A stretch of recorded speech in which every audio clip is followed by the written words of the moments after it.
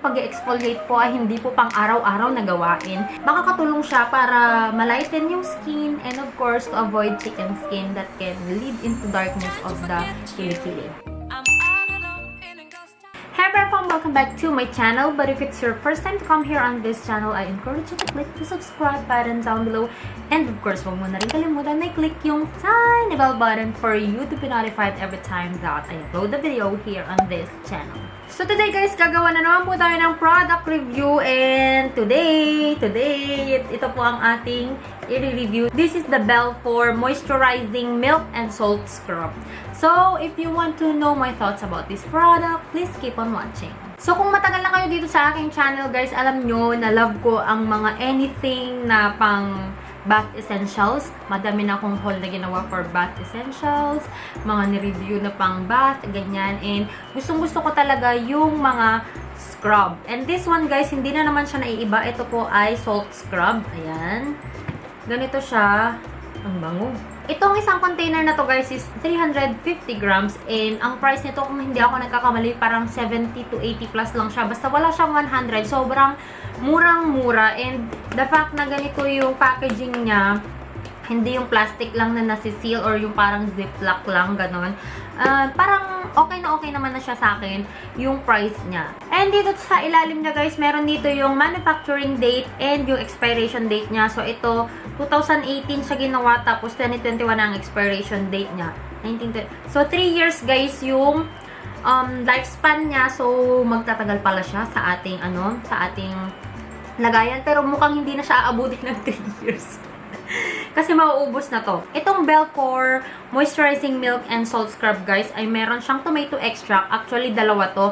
Meron yung calamansi extract and ito na tomato extract. So, meron siyang tomato extract, rich in lycopene that helps fight free radicals and keeping the skin soft and smooth. Ayan, soft and smooth. And meron din daw siyang papaya extract na nakakatulong sa pagpapawhiten ng ating skin. And meron din siyang aloe vera extract and milk para pang-moisturize ng ating skin. So, meron nga siyang smooth and soft, tapos meron pa siyang whitening effect. So, para gamitin ito guys, meron naman siyang instruction dito, pero ngayon ko lang siya babasahin actually. Nakailang gamit na ako nito. Actually, ilang months ko lang ginagamit to. Ngayon ko lang babasahin. So, maglalagay ka lang ng something, like for example, kung gusto mo maramihan, ganyan. Tapos, lagay mo lang sa kamay mo, and then rub mo sa kung saan mo man gustong i-rub. Pero, dapat guys, yung skin is wet para hindi magkaroon ng masyadong madaming friction. Kasi yung friction, nakaka-irritate yan ng skin, nakaka-damage ng skin, pwedeng magkasugat ka, pwede ding, kapag nagkasugat ka, mas nangingitim ka. So, pwedeng ganun yung magiging effect kapag walang water. Kasi yung water yung parang magiging, ano bang tawag doon? Parang magiging pangpadulas niya para hindi masyado yung friction na mangyayari from the salt to your skin. Madami na akong nagamit ng mga salt scrub. And parang ito lang ata yung,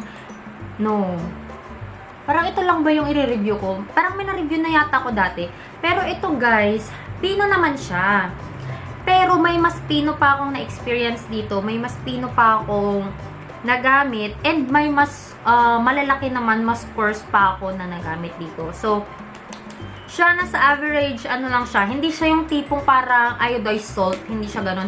Para siyang yung rock salt. Yung mga nabibili sa palengke, ganun siya kalalaki yung kanyang pagka-pino niya. So, hindi siya finely milled. Kasi kung ma-finely milled naman kasi guys, yun yung tipong mas madali siyang matutunaw. Yung hindi ka patapos mag-scrub, tunaw na yung asin.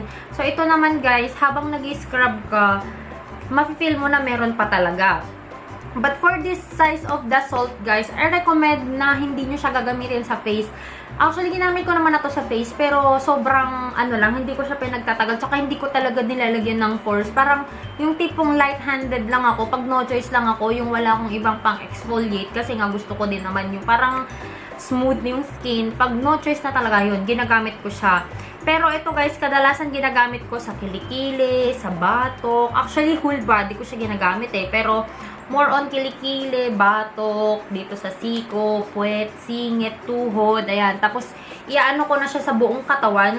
Especially kapag yung pagod na pagod ako, galing akong hiking, galing akong beach, galing akong yung sobrang alikabok sa labas, yung mga ganun guys. Kasi 'di ba yun yung parang me time natin kapag maliligo. So gustong-gusto ko na nag-scrub tayo. So ano ba yung mga na-observe ko na effect ng Belfor sa aking skin?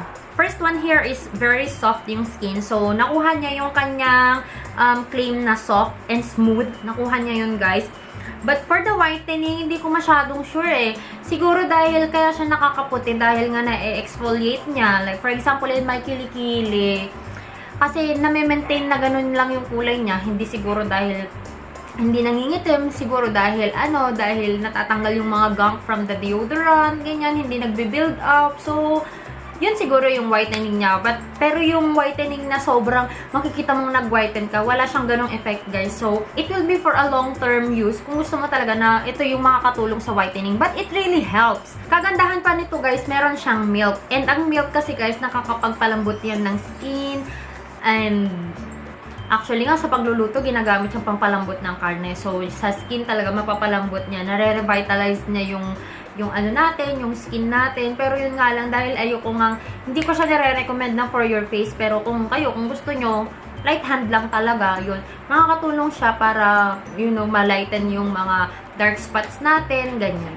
And ang kagandahan pa kasi nito, meron siyang tomato extract. So, nakakaputi din siya. I've tried tomato extract, mga soaps, mga product before, and nakakatulong talaga na maglighten yung mga dark spots and yung mga yung mga pimple, nakaka-dry siya. So ginagamit ko lang to na very light-handed na naman. Sasabihin ko very light-handed. Pero kapag sa katawan, sige, kahit kuskus mo ng kuskus, okay na okay lang yan. So yung paggamit pala nito, guys, wag niyong araw-arawin. Ang pag-exfoliate po ay hindi po pang araw-araw na gawain.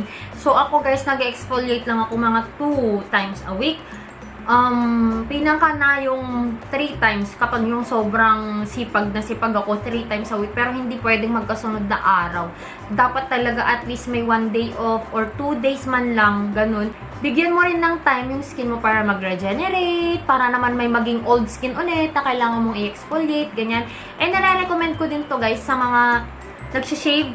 Like for me, I prefer waxing my armpit. Pero kapag may mga times na hindi na ako makakapunta sa waxing salon or tinatamad ako mag-wax, na lang tayo, shave na lang pang madalian. Ito, guys, nakakatulong siya para yung yung buhok, ayan, hindi ka magkaroon ng ingrown hair. So, yun kasi yung iniiwasan ko, guys, magkaroon ako ng ingrown hair kasi the first place, masakit yun. Pangalawa, pwedeng mangitim yung kilikili mo doon. Pangatlo, pwedeng magkaroon ng infection yung kilikili, ayan. So, iniwasan ko yung ingrown hair. So, I usually scrub my kilikili, ayan. Kung ito talaga yung madalas kong ini-scrub, yung kilikili ko, kasi very ako sa kilikili ko na ayoko nang may ingrown hair. Kasi nga, ayoko mangitim yung kilikili ko, besh. Ayan, kung nagpapaputi kayo ng kilikili nyo, try nyo gumamit nitong Belfor na na salt scrub kasi makakatulong siya para malighten yung skin and of course to avoid chicken skin that can lead into darkness of the kilikili. So yun lang, guys, yun lang yung short na review ko for this product. I hope na mag-enjoy kayo at sana may natutunan kayo for today kasi alam nyo naman ako, sobrang hilig ko talaga sa mga bath essentials. Yun lang kasi yung parang me time ko, guys. So yun yung gustong-gusto ko, maligo. Maligo, mag-scrub at magpabango, mag-lotion, mag-moisturize, lahat yan. Yan yung mga gustong-gusto ko. So, I recommend Belfor. Sobrang mura lang niya and safe na safe siya sa inyong bathroom kasi dahil ganito yung kanyang packaging. At least hindi siya mababasa, hindi siya matutunaw. So, kahit nababasa-basa yung packaging niya, hindi pinapasok ng tubig yung mismong product. So, I hope you enjoyed watching this video, guys. And if you haven't subscribed to this channel yet, please do subscribe and like this video at i-share nyo na rin sa mga friends nyo na nagpapaputi, nagpapasmooth ng skin. And if you haven't followed me yet on my Instagram and on my Facebook, the name is Joy of Mia, and I'll talk to you guys on my next one. Bye! Mwah!